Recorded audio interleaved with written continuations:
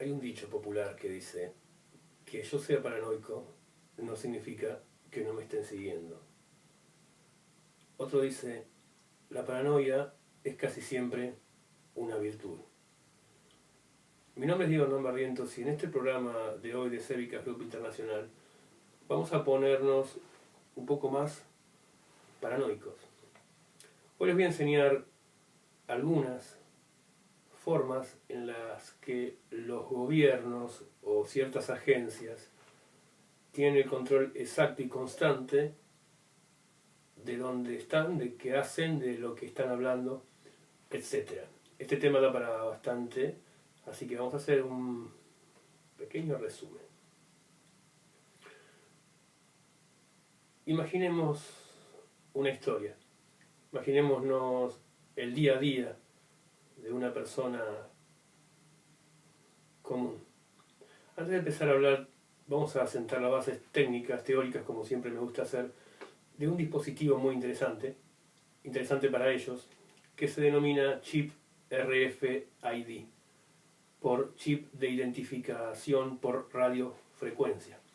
Básicamente se trata de un pequeño chip que tiene la capacidad de emitir un código que es único para ese chip en particular, como una huella digital, cada vez que es alimentado con energía eléctrica.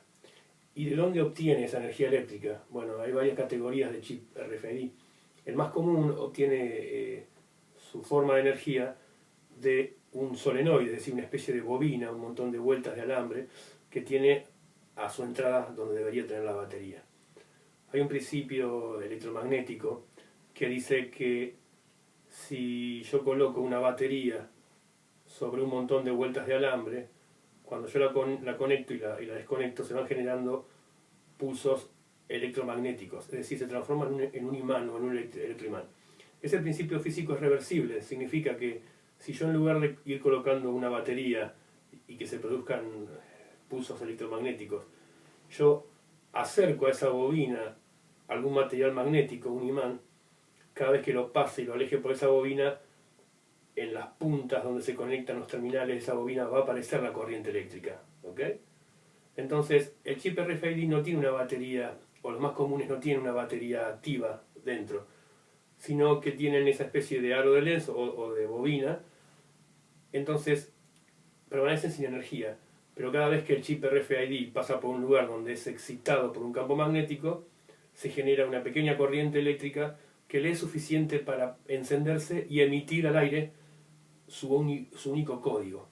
Es decir, se va a estar haciendo notar. Hasta aquí podría parecer que no tiene por qué interferir en la privacidad de nadie, ni constituir un sistema de seguimiento ploteo.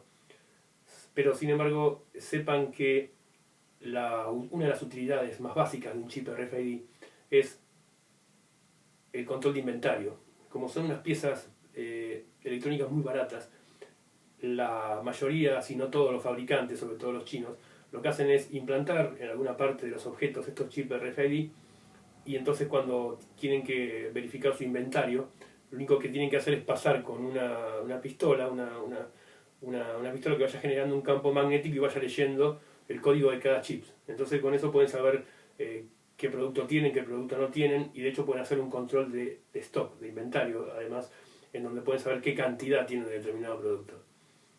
Hasta aquí todo bien, pero imagínense esta historia en donde cualquier parecido con la realidad no es coincidencia, sino que es real. Imagínense que nuestro personaje va a un shopping y compra unas zapatillas de marca. La paga con su tarjeta de crédito, a su nombre, donde figura su dirección. Posteriormente sale con esas zapatillas, y esas zapatillas, como en sus suelas tienen el chip RFID en alguna parte de la suela, como un procedimiento básico del fabricante, porque lo utiliza, como vimos, para llevar el control de stock. Esos paneles que están en los shopping para saber si uno sustrae o no sustrae ningún tipo de objeto del shopping, utilizan justamente el código del chip RFID. Así que cuando la persona se está yendo y pasa con esas zapatillas, en un gran sistema que existe, casi omnipresente, muy parecido al sistema que se utiliza para buscar, tan omnipresente como ese, lo que va a suceder es que va a quedar grabado automáticamente en una base de datos ese chip RFID ligado al producto, que saben que es un par de zapatillas, ligado al nombre y apellido de la persona que utilizó la tarjeta de crédito. Posteriormente nuestro personaje se sube a su vehículo con su bolsa, con sus flamantes zapatillas, y empieza a circular por una de las highway o autopistas, pasa por una estación de peaje y en ese momento está siendo seguido. ¿Por qué? Porque cada una de sus 4 gomas de las ruedas de sus autos incorporan chip RFID. Así que son unos chips de un alcance un poco mayor, tienen varias decenas de metros. Así que el operador del peaje pasa la información de que esa persona que acaba de comprar zapatillas en tal y tal shopping se acaba de desplazar desde esa ubicación con su auto, porque acaban de pasar las 4 ruedas que están ligadas porque también las compró con la tarjeta de crédito. Posteriormente nuestro personaje llega hasta un aparcamiento de autos, un parking, lo deja y va con sus zapatillas hasta su casa. Todavía hay un poco de luz, así que abre las ventanas, se pone las zapatillas y empieza a comunicar secretos, o empieza a hablar, digámoslo, a esta altura con alguna persona que está cerca. Existe algo denominado micrófono direccional, como se ve en los partidos de fútbol, cuando ven que la imagen hace un zoom y está muy lejos, pero sin embargo cuando la imagen está cerca se puede escuchar lo que le dice verbalmente un jugador a otro, como si tuviera uno ahí. Esto es porque usan unos micrófonos direccionales. Unos micrófonos que tienen valga la redundancia, unos transductores acústicos, unos micrófonos de recepción dentro de unos tubos con mucha constante amplificación, y entonces cuando eso pasa por exactamente enfrente de onda acústica de alguien que está hablando, descarta el resto porque es muy puntual, está dentro de un tubo, normalmente al final de un tubo, y se quedan con la voz. Así que alguien desde el edificio de enfrente puede estar escuchando con uno de estos micrófonos, que pueden ser tubulares o pueden tener una especie de parábola de concentración, todo lo que nuestro personaje está hablando, en el hipotético o real caso de que lo estén siguiendo.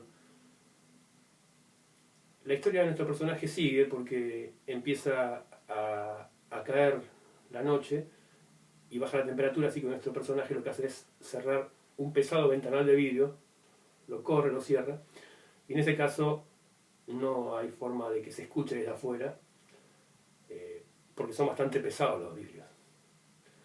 Pero sin embargo, en un edificio que está a 2 kilómetros más lejos, alguien lo está observando y está escuchando perfectamente lo que dice.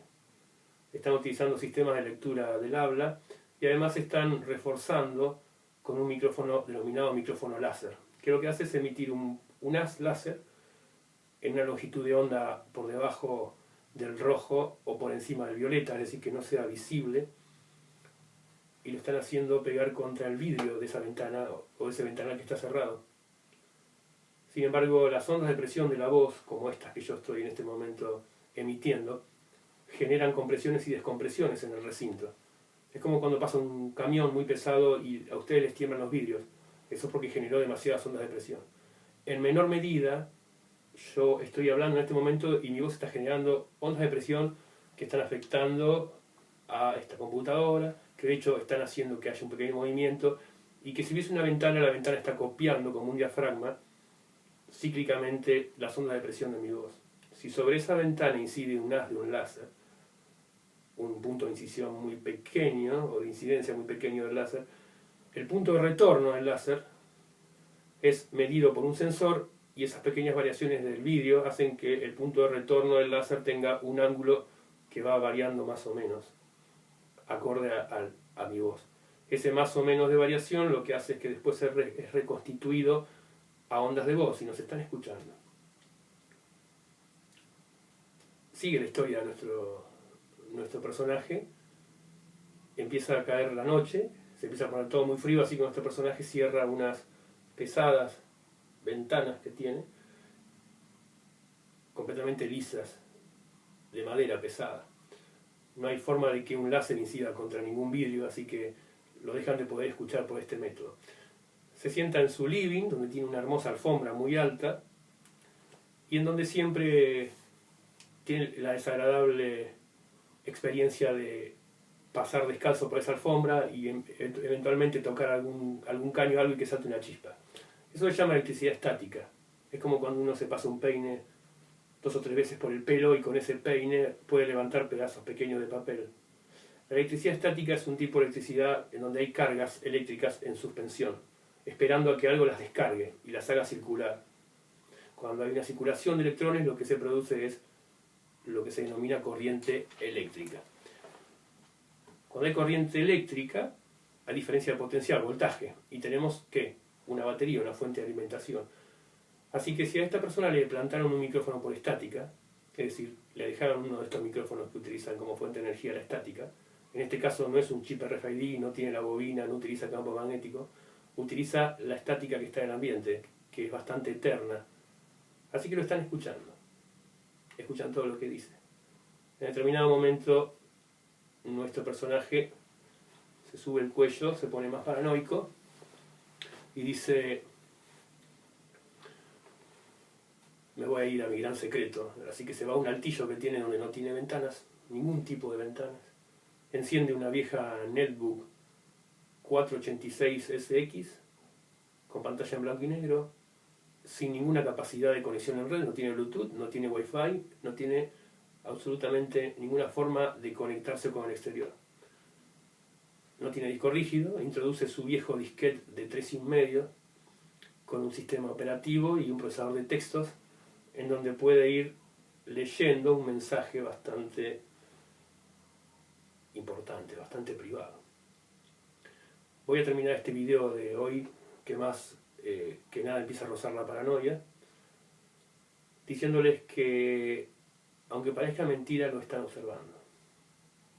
Nuestra persona era tan paranoica que hasta cortó la energía eléctrica de su casa porque creía que algún micrófono podía estar escondido en los extensores de línea o en algún lugar que tenga electricidad. Hay una técnica denominada intrusión de Van Heck o tempesting, en donde alguien puede reconstituir lo que se está viendo en una pantalla a varios kilómetros con un dispositivo que podía entenderse como un televisor modificado, que lo que hace es percibir esas pequeñas variaciones electromagnéticas en cada punto que se enciende o se apaga en la pantalla, enfoca ese rango de frecuencias, lo recibe a través del aire, porque son ondas de radio, y compone esa imagen, teniendo en cuenta la resolución y los barridos, algo muy técnico, puede componer la imagen que uno está viendo.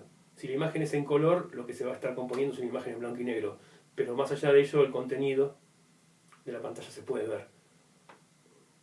Termino el video diciendo que aunque estén en el medio de la nada, escondidos en una habitación sin paredes, sin ventanas, con una computadora que no tenga conexión a la red, basta que tenga una pantalla con la que ustedes estén viendo la información para que alguien que tenga la tecnología suficiente los pueda llegar a estar observando. Mi nombre es Diego Hernán Barrientos, les deseo mucha suerte con la seguridad y estén atentos al próximo videoprograma de Cevicas Group Internacional.